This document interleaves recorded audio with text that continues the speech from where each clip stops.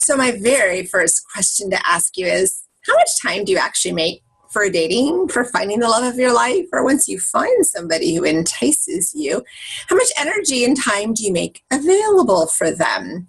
I am Jacqueline, professional matchmaker and love expert with Discover Love Matches. And I am having a blast connecting with you every week and talking about some cool things and getting your feedback and learning about what inspires you on your love journey, what you are experiencing, and what you want me to talk about and share insight on. So I've been doing matchmaking and love advice for so many years, and one of the number one things that always kind of comes up in a kind of, I want to say backdoor way, because nobody really wants to admit how frustrating it is to date when the other person isn't really showing up for the dating. And so I want to really talk about this. I want to dig deeper and understand, why are we so inconsistent with saying we really want to meet someone, yet not really making ourselves available for someone? Now, in the very beginning as a matchmaker, I would often hear from people, gosh, I had this really great date. It was awesome. We really clicked, but she's not free for another 2 weeks. And you have this momentum, this energy, this excitement, this flirting that gets started, and then it gets paused and it dwindles and it's not being nurtured. And then the other person's often wondering, well, were they interested? Were they just polite? Did they like me? Did they not?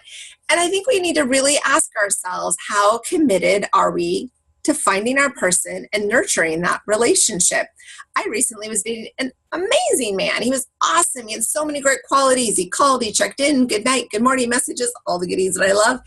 And we had so much fun. And then he got into a project. He got into a home improvement project, and it completely distracted and consumed. And we didn't get together, but yet he would still act like we were together. And it was interesting because I noticed that people's minds have this shift. We definitely put things in boxes. We definitely categorize things and prioritize wherever our mind is, because he had that project in his mind before he met me.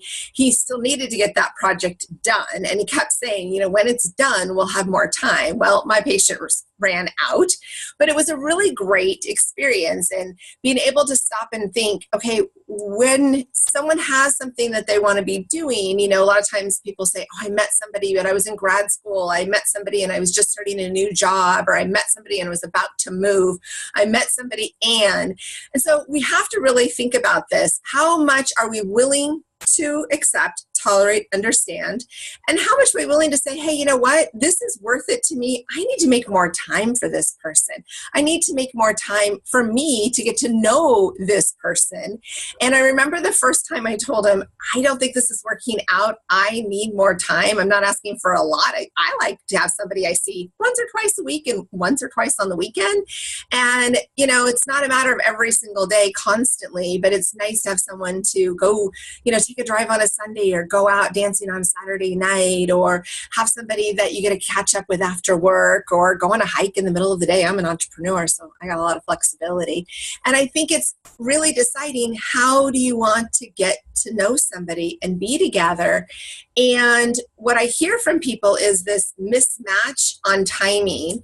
And I do have clients that come in and they're like full throttle. They want a person right up the chute. And I remember I dated a guy not that long ago, and it lasted for such a short amount of time because he wanted 24/7 from the moment we met. And I need my downtime. I like my nap time. I like to watch my shows. I like to hang out with my girlfriends. I like to do my own thing because I've been on my own and doing my own thing for a while. And so that became extremely unattractive because it had nothing to do with what I wanted. It was all what he wanted. So I really want you to add in the comments below, what is it that you want? Are you looking for that 24/7 right out the chute?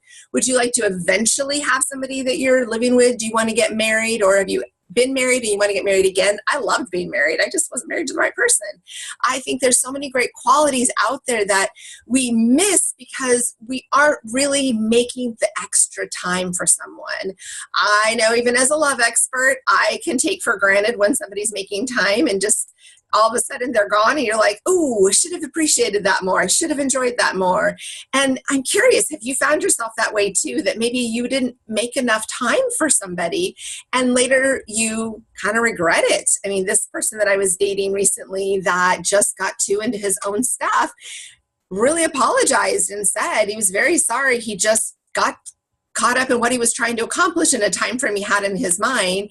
And I get it. I totally get that. I get in project mode too. So I totally understand that. But we have to understand, are we doing these projects? Are we making these moves? Are we doing these job changes because we're looking for all these other things to fulfill us, yet what we have might be right in front of us? So I want you to really think about how you are in a courtship. I remember one time years ago dating this guy that, oh my goodness, he was great when it came to just talking and texting. But as soon as we met, he wanted 24/7 in an annoying way. Like he actually got upset because when he posted his son's first day of school picture, I didn't comment right away, which I never commented on anything he did. He got upset. He got completely upset and was very demanding and actually even had to call the police because he just spiraled out of control. And it was one of those things where it stopped me to realize too many people date because they just want to say, I have somebody. But we really want to be with somebody who wants to be with you, who listens to what your needs are, respects your boundaries, and actually gets to know you. So there's that extra extreme where I have found people that have said, I don't want to date someone who wants to see me all the time because I become their world too fast, or they become my world too fast. And it is important. You need to know who you are on your own. You need to know your own identity. But also, if you don't see each other enough, it can get distracting. There's other people that might want to go out with you, and there's other people that want to spend time with you. Other people are building memories with you, when really you want to be building those memories with the person you're dating. So this is a big thing for you to ask yourself. Honestly, in all these years as a professional matchmaker, I want you to know it ain't gonna just happen. Somebody doesn't just smack you on the head and say, there's your person, you're good, you don't have to work for it, just enjoy. You have to be ready to receive the energy of a new person. Sometimes if you're so caught up in your business, your work, your school, your living situation, your kids, you can't even recognize that the person you're dating could be a great match for you because you're so busy keeping your life full. I do tell people, though, that you kind of got to give people a chance to catch up because we do have these busy, crazy little worlds that we're so used to. Like dating somebody who has something on Monday night, Tuesday night, Wednesday night, Thursday night, and sometimes might have Friday night for a date, but yet is always busy on Saturday and Sunday. They created a life before they met you. So you have to understand that sometimes it takes a little bit. So I always say to people, give somebody 2 weeks if they need that to just make time because they could have very easily filled themselves up so much. And then give them 6 weeks to be able to actually have some type of a pattern in how you guys get together. Maybe you guys just know every Saturday night is your date night. Like, that is awesome. It's so nice to plan. I dated a guy a long time ago, and my favorite thing that he used to do at the beginning of the date was say, okay, before this date actually starts, can we plan our next date? So both of us already know we're going to see each other again. And it just took that worry off of, are we going to do this again? Are we not? I know when I'm going to see him again, because I can tell you guys, all of you men that are listening, our girlfriends will ask us after a date, when are you going to see him again? That is the first question we get asked, honestly. And it's the worst thing to reply, I don't know. I don't know if I'm going to see him again. I really like him and it was really great, but I don't know. So if you can give us a little bit of assurance, even if something happens and it doesn't work, of course, the goal is to be there. But I think people are more present on a date when they actually feel like they're progressing.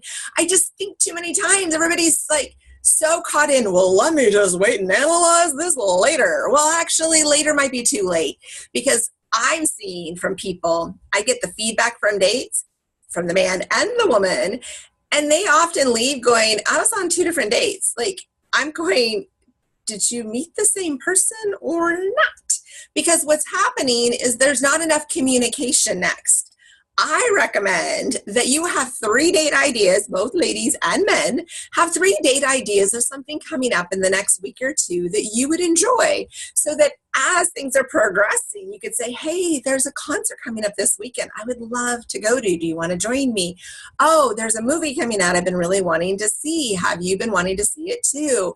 There is this blah, blah, blah. I'd like to do that. Know what your schedule is. Know when you are free to go out. Because there's nothing that stings more than when someone says, I really like you and I'd like to see you again. And you're like, yeah, I do too. And I'm really kind of curious about you. So when do you have time to get together? Oh, well, let me check my calendar. I'm really not sure. I've got blah, blah, blah, blah, blah, blah going on. Have a couple things. I personally think you should keep 1 day a week that is date no matter what day. It doesn't matter. Nothing else comes in the way of that. And if you don't have a date for that day of the week, you take yourself on a date. And you know what? You might meet somebody. Put yourself together, put your pretty, put your handsome on, get yourself in a good place, and allow yourself to invite that energy in. I go get happy hour by myself all the time and take my journal and work on it and just enjoy conversations with people. I enjoy talking to the bartenders. I enjoy coming up with ideas. My thoughts and things start bopping and bopping in my mind as I'm just sitting there enjoying some time. And often I'll strike up a conversation on my own date nights if I don't have a date. So what are you doing to make time to commit and also be prepared to be successful? Novel concept, but it actually works. When you show the other person that your interest is there. Now, I'm not saying the first date, the sparks are going to always be flying. I do strongly believe in chemistry and connection, but it does sometimes take a few to brew. So if you're willing and open and possibly thinking of seeing the person again, why not just go for it? At least put it out there. At least show that you're open, because you know what? They're going to be more open on that question. Do you go into dating open, or do you go into dating with a million walls? Oh my gosh, I talk to people all the time, and they're so pissed off by the way the last person treated them that the new person gets punished, and it's like, oh, we just need to do a little dance and just like get all those walls down and say, hey, what do you really want? What's your ultimate outcome? You want love, you want to find your person, you want to love somebody, you want to nurture a relationship, then you got to walk in there, walls down. It's kind of like your own little happy naked dance with your clothes on, but just let it shine. Let your joy come alive. Let somebody love you, and you will have so much more fun. Laugh a little bit more, giggle a little bit more, touch somebody's hand, feel what it's like to be near them, enjoy it, and stop trying to go, well, could I marry him? Could I sleep with him? Could I take a vacation with him? Could I introduce him to my family? Ooh, would my friends want to meet him? Just have fun. Enjoy it. Laugh. Have a good time. Be unforgettable. So I want you to like the video, subscribe to us, because I got stuff every week for you, and add a comment. Tell me how you are on dating. Are you the walls up or down? Are you one that makes time? Or are you somebody who kind of tends to fill yourself up so much with your agenda that you actually kind of sound too busy to date? You want to know how many times I have received emails from somebody after a first date, and they said, gosh, I really liked her. I really liked him, but I don't think I'm going to ask them out again because they have so much going on. I really don't think they're going to have time to build a relationship. I'm so sad because I'd like to get to know them, but I respect how busy they are. That happens too much. And you know what? The person that's coming across as super, super busy, they don't even know that they've blown it. They just want to come across as, I'm active, I'm cool, I do activities, I have all these fun things. But what they're doing and saying is, I've created so much buzz around me. I don't need you. I don't want anything extra because I'm so full, or I'm always trying to fill all the gaps. I can't even hear my own silence. And so they lose out. So I want you to find a happy balance, a little bit of a rhythm. But remember, just like going to the gym 3 times a week, you got to get out and you got to date. You got to do your thing to get the results that you want. Whatever you're doing, it just needs to turn up a little bit more, make a little more effort, make more time so somebody can come into your life, can be there. Don't say, oh, I'll make time when that person arrives. That is one of my biggest pet peeves. I will tell you. That drives me crazy, because if you really wait for that person to arrive until you think that person is worthy enough to get enough of your attention, you've already lost their attention and they're moving on to somebody who actually has already been thinking about this ahead of time. So let me know what you're going to do to be more available for dating. Add your comments below and we will continue this conversation because I would like to know what you're doing to attract the love that you want. I am Jacqueline with Discover Love Matches,